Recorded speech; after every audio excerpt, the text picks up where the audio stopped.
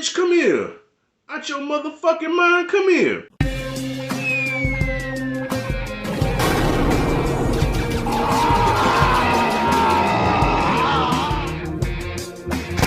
Alright, y'all. First video of the year, and yo, if I can keep it a buck, man, I've been feeling like hammered dog shit the past few days. I know what you're thinking. Rashad, you got that shit?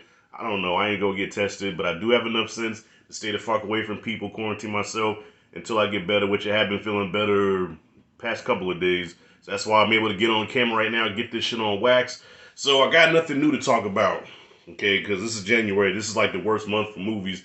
But I had to go back and rewatch a classic, a cult classic, a movie that not a lot of people have seen or probably even heard of, but I'm talking about 1973's The Mack. And what really motivated me to review this movie is because Max Julian, who played the title character Goldie in The Mack, passed away at the age of 88 a couple days ago. Rest in peace to the OG. I think that was like the second, yeah, he doesn't have a long filmography. He had The Mack, then he did a Western called Thomasina and something.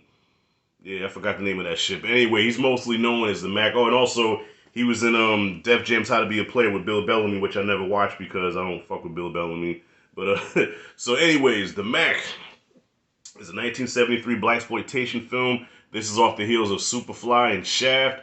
And I guess the marketing could be a little misleading because when you look at the poster, then, you know, you see the trailer for it, you're thinking, okay, this is another movie glorifying pimps and prostitution, all that stuff. But it doesn't. This movie actually shows the good, the bad, and the ugly of pimping.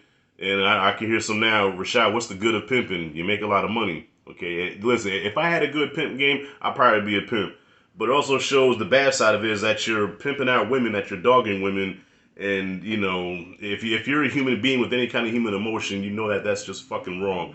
So Max Julian plays Goldie, who is a small-time hustler. He works for this mafioso, and he gets busted doing a crime. Him and his partner Slim, played by Richard Pryor, gets locked up, does 5 years, gets out of prison, hooks up with this cat called the Blind Man, who gets him into the pimping game. Now he wants to be a pimp. So he goes from being a small-time crook to now he's going to be a pimp. That's a hell of a transition. Okay, so he becomes a pimp and real quickly takes over the hustler game. Like, he outshines all these pimps, right?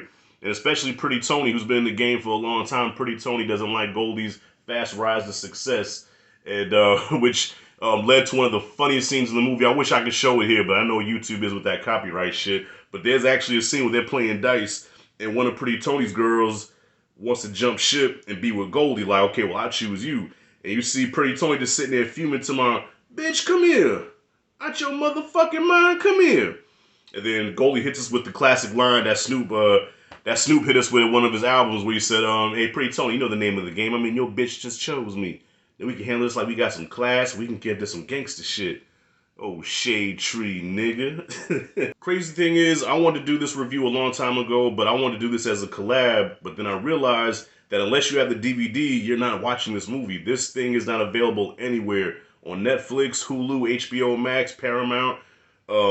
It's advertised as being on Amazon, but you go to Amazon and say this title is not available. So I don't know what it is. This movie, I like Superfly and Coffee and Dolomite. You can find those movies very easily. I guess those are the more popular blaxploitation joints, but The Mack is also a very popular movie as far as the blaxploitation era. So I don't understand why it's not getting the recognition that it deserves. It's not getting the exposure that it deserves. Because this is one of the best of the blaxploitation. Like, I can flip flop between The Mack and Superfly any day of the week as, you know, being my favorite. And in a lot of ways, The Mack is made a lot better than Superfly. Now, both of them age very badly. Okay, these are movies made in the 70s, so production value is shit. Sometimes you can see the boom microphone, ADR, all that stuff. But still, it had better production quality than Superfly did. And even as far as the soundtrack goes, you know what I'm saying, The Mack gives Superfly a run for its money. Okay, so the soundtrack was done by Willie Hutch. And this is at a time where the soundtrack was sometimes even better than the movie. It just enhanced the movie, and the soundtrack had to do with the movie. Nowadays, they just get a bunch of artists and they just put a bunch of songs together and slap it on the soundtrack. Boom, that's the soundtrack. But back then, each song had to do with the scene in the movie. Okay, so if little Jimmy got killed, they had a song called Jimmy's Dead. He got shot in the fucking head. Oh, Jimmy's dead. Every song had to do with the movie, man. So yeah, Willie Hutch is definitely another character in this movie. And like I said, it stars Max Julian, Richard Pryor as Slim, Roger E. Mosley, who you might know if you're an old head like me. He's on a show called, well, was on a show called Magnum P.I. I don't know if you ever heard of that. And of course Juanita Moore, who did a lot of old movies. You know, I know her mostly for Imitation of Life. If you've seen that one, I'm such an old head. I know all these movies I'm naming off. Rashad, I never heard of it because I'm old. But keep living. God damn it, one day you're gonna get old. I was thinking about it like, why is this movie not getting the exposure it deserves? I think because, you know, in the time that we're living in now, you know, this woke culture, this everything's canceled culture and all that. This is a movie called The Mack about pimping out women, but it's not, okay? The character of Goldie starts out as a small hustler, like I said, becomes a pimp and becomes the biggest pimp in the game, but then he starts to see the wrong in his ways. He starts to see that this is not the lifestyle for him, but he did it to get out of the ghetto, you know, to get out of a rat-infested fucking ghetto where, you know, there's not a pot to piss in a window to throw it out of, but he realizes that, damn, I'm wrong, man. I'm treating women wrong, you know, and as a result, my rivals are coming after me. They took out my mama, you know what I'm saying? And his brother, played by Roger E. Mosley, is one of those black revolutionaries. They based him off of Huey P. Newton and oh shit. This medication got me fucked up, man. The Black Panthers, goddammit. Got him based off the damn Black Panthers. And one of his speeches is actually directly quoted from Huey P. Newton. So he's more of the let's build up the black community. Let's take out the pimps and the pushers and shit. So there is a positive message in the movie. And he does try to get to his brother like, man, bro, like, you're tearing down what I'm trying to build up here, which is the black community. And then Goldie eventually sees that. So this is not actually a movie glorifying pimping. It's not glorifying none of that shit. It shows it. It shows the ugliness of it. And I think this movie also has a lot of realism for it because this was approved by, because this was shot in Oakland, right? And at the time, there was these cats called the Ward Brothers who were like the biggest gangsters in Oakland who allowed the filmmakers to shoot the movie there and gave them permission to go to different, you know, the underground clubs and shit, the pool halls and everything, the barbershops. So everything you see in that movie is like on location. You know, there's no sets or none of that shit. This is like strictly on location. So it's got a gritty, realistic feel to it. And maybe that's a problem. Maybe the movie was just too real. You know, maybe the powers that be said, yeah, this is just too authentic and we can't put it out there. I don't know. Because Superfly kind of had the same thing, and for some reason Superfly gets a pass. So I don't know. But rest in peace to the big dog Max Julian. I think he did a great job in this movie. He's forever Goldie, man. You know, maybe that's what happened with his career. He got typecast. You know, he had that velvety smooth voice, and you know, he had the stylish shit with the coat and the hat. You know what I'm saying? The fucking Andre the Giant afro. You know what I'm saying? I don't know. For some reason, when I saw his afro, it just reminds me of Andre the Giant when he had the fro. And yeah, you know, he had that real cool talk like this. Hey, baby. You know, I'm going to be everything to you, baby. I'm going to be a father. I'm going to be a mother. I'm going to be your lover. I'm going to be your friend. But you got to believe me, baby. You got to believe that everything I tell you is for the best, okay?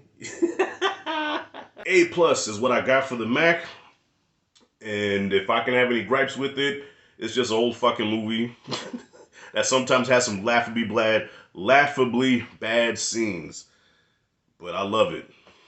That's it. That's all. Have you seen the Mack? When you think about it, comment freely below. Oh, wait a minute. I didn't talk about Richard Pryor in this review. I got to talk about Richard Pryor, y'all. Richard Pryor definitely almost stole this movie with Max Julian because he was so fucked up when making it. I watched this with the DVD commentary, y'all, and the one of the actors on the set, he was doing the commentating on the DVD, and he said that every day Richard came on set fucked up. Said he was high as a kite, got into a fight with the director, punched the director out, and even went to the producer's hotel room with a sock filled with pool balls, get ready to knock him in the fucking head. And the producer had a gun and pointed it at Richard and like, yeah, go ahead and hit me. And Richard caught back in the head like, man, you so crazy. You know I'm just playing with you because he wanted more money. A lot of shit like that. And Richard Pryor actually had my favorite scene in the movie when the cops was trying to shake him down because he also... along with Goldie dealing with this gangster, he's dealing with also his rival and crooked ass cops that's trying to take him down. And there's a scene where these cops come in and they try to fuck with Goldie and they fuck with Richard Pryor. You can see the boom microphone shadow in the back. And Richard has this monologue that is so funny because the cop is telling him to run, right? He said, yeah, come on, nigga, run. And Richard's like, nah, I'm not running no motherfucking place. I ain't no track star, so y'all need to just kill me. And he just goes into this whole thing like, yo, kill me, motherfucker. You motherfucking punk. He a punk, Goldie. We gonna get these motherfuckers. He's a punk. He ain't shit. You know, he starts crying and everything. I love Richard Pryor. So anyways, y'all, that's all I got for the Mack. Comment freely below what you thought about it. If you haven't seen it, I'm sorry, because it's hard to find. And if you like and dig this content, hit that like and subscribe notification bell in the corner.